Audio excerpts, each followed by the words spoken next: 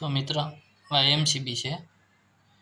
તો આ એમસીબી છે, 3 પેજ એમસીબી છે 4 પોલની.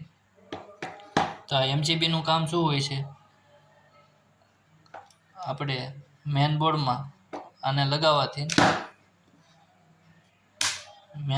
લગાવવાથી શોર્ટ સર્કિટ થાય, કોઈ પણ વાયર ફાયરિંગ થાય અથવા તો બે વાયર ભેગા થઈ જાય તો આ ટ્રિપિંગ થઈ જાય છે. એટલે આપણું વાયરિંગ સેફ થઈ જાય છે, જેથી વાયર સળગતા નથી અને પાવર બંધ થઈ જાય છે. તો એમસીબીનું કામ બે વાયરને શોર્ટ સર્કિટથી બચાવવા માટે હોય છે. આ એમસીબી આપણા રૂમ અથવા કિચન, મકાનની અંદર લોડિંગ પ્રમાણે આપણે ઇન્સ્ટોલ કરવાની હોય છે. આ આપણે 10 એમ્પિયરની છે. એવી જ રીતના 10 ampere, 16 ampere, 25 ampere, 32 ampere, 63 ampere, આ રીતના અલગ અલગ રેટિંગની એમસીબી મળે છે. આ આપણે 4 પોલની એમસીબી છે.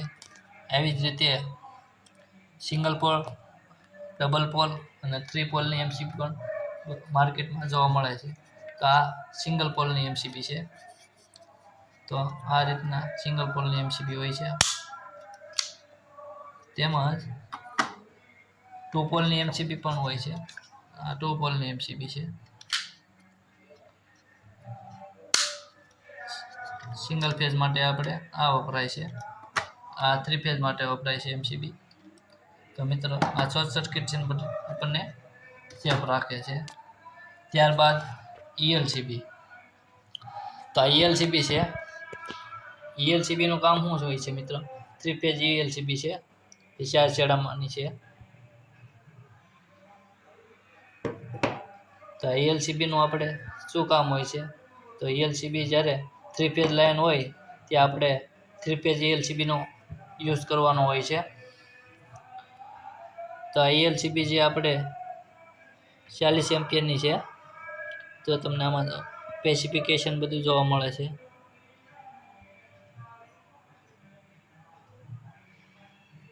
તો આ આપણને ઈએલસીબી શું કામમાં આવે છે? ઈએલસીબી આપણે કોઈ પણ જગ્યાએ બોડી લીકેજ પાવર હોય, એટલે કે કોઈ પણ જગ્યાએ આપણને ચોટ લાગે તો આ ઈએલસીબી આપણને બચાવે છે. કોઈ પણ જગ્યાએ ચોટ હોય ત્યાં આપણે અડવી, અથવા તો કોઈ ફ્રીજ છે, લોખંડની બોડીવાળી વસ્તુ છે, તેમાંથી પાવર લીકેજ થઈને અર્થ આવતો હોય ને આપણે અડવી તો ચોક લાગે છે. તો જેનાથી આપણને વધારે ચોક લાગે એ પહેલાં આપણને આ પડીને ઓટોમેટિક ટ્રિપિંગ થઈ જાય છે અને આપણી શોર્ટ સર્કિટથી બચી શકીએ. આ 3 ફેઝ માટે છે મિત્રો. ત્યારબાદ આરસીસીબી આવે. આ તમે જોઈ શકો છો 40 એમ્પિયરની આરસીસીબી છે, જે ઈએલસીબી જેવી જ આવે છે. આપણે 4 પોલની છે અને આ સિંગલ પોલની છે. વર્ક તો બેનું સેમ જ હોય છે.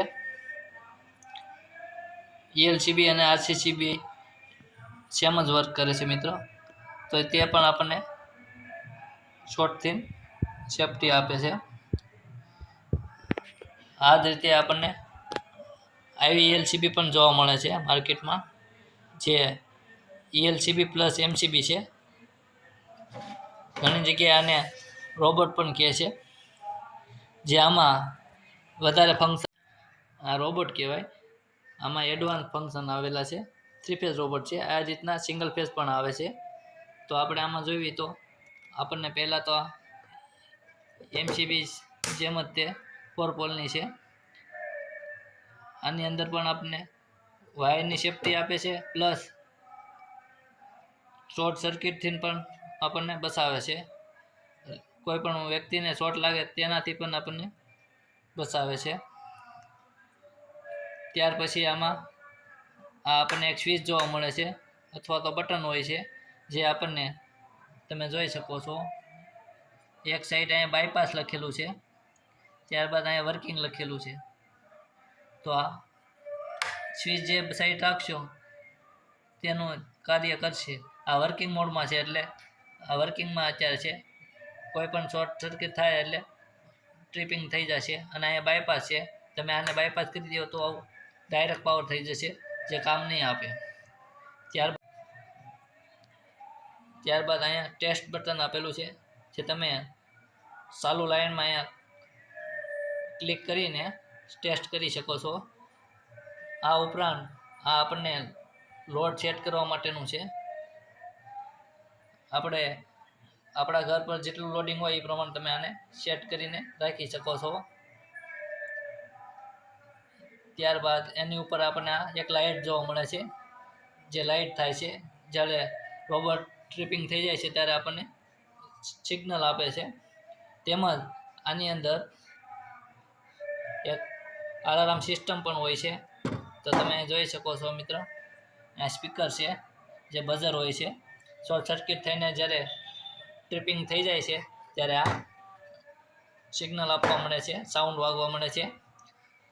તો આ રીતના મિત્ર તમે બધા ઇક્વિપમેન્ટ એક પછી એક જોયા અને સમજ્યા. તો ફરી એક વખત તમને બધા એના યુઝ કહી દઉં છું. આ ELCP પ્લસ MCB છે, જે તમને વાયરની સેફ્ટી અને માણસની સેફ્ટી બંને આપે છે. 3 ફેઝ અને સિંગલ ફેઝ બંનેમાં આ રીતના આવે છે, બરાબર. ત્યારબાદ RCCB અને ELCB આ બંનેનું વર્ક સેમ જ છે, કોઈ પણ વસ્તુ તમે નાખી શકો છો. પણ આમાં તમને ડિસએડવાન્ટેજ એ છે કે વાયરની સેફ્ટી આમાં ન મળે. આમાં ખાલી આપણને માણસની સેફ્ટી જ મળશે, ખાલી ELCB જ આવે છે. જેમ કે આપણે આમાં MCB પ્લસ ELCB બંને છે.